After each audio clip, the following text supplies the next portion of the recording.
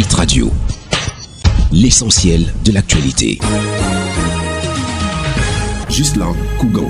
Le point sur l'actualité, bienvenue à tous. Les sécessionnistes ambazoniens sont pires que Boko Haram.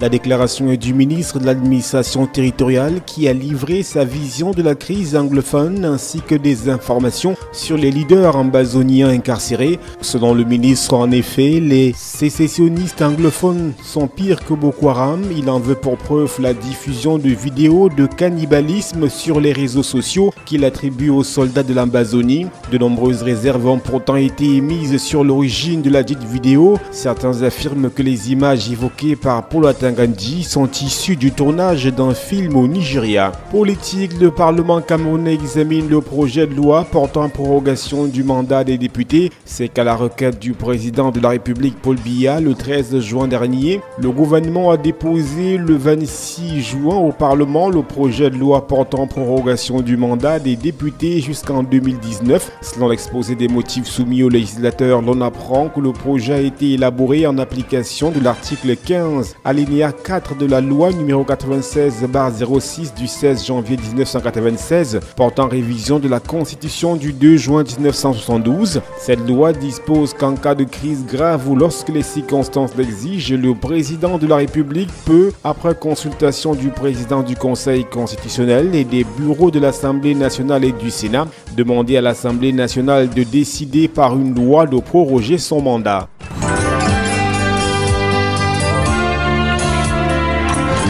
L'actualité internationale. Le président sud-soudanais Salva Kiir et son rival Riek Machar se sont mis d'accord sur certains points au deuxième jour de pourparlers de paix à Khartoum, selon un ministre soudanais soulevant l'espoir qu'un accord soit trouvé. Les autorités soudanaises ont également affirmé qu'un accord devait être signé mercredi au palais présidentiel à Khartoum sans donner plus de détails. Salva Kiir et Riek Machar participent depuis lundi dernier à un nouveau round de discussion à Khartoum en vue de mettre un terme à la guerre civile qui ravage leur pays depuis 2013. Ces pourparlers suivent un sommet des États d'Afrique de l'Est à Addis Abeba en Éthiopie qui s'est achevé sans percée alors que l'ONU a donné jusqu'à fin juin aux belligérants pour revenir à de meilleurs sentiments. Aux États-Unis, la Cour suprême a validé mardi dernier le décret de Donald Trump durcissant l'entrée au pays pour les ressortissants de 6 pays majoritairement musulmans.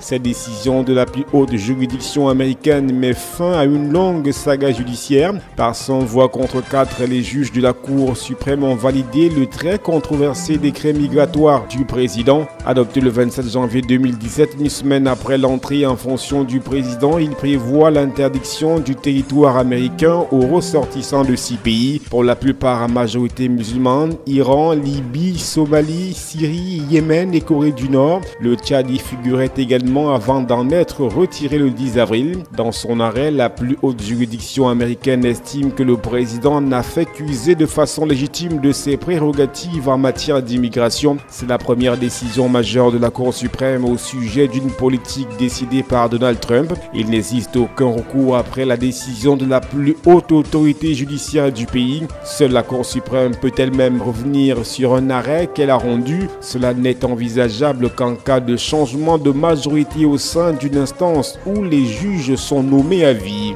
Hit Radio, une info d'avance.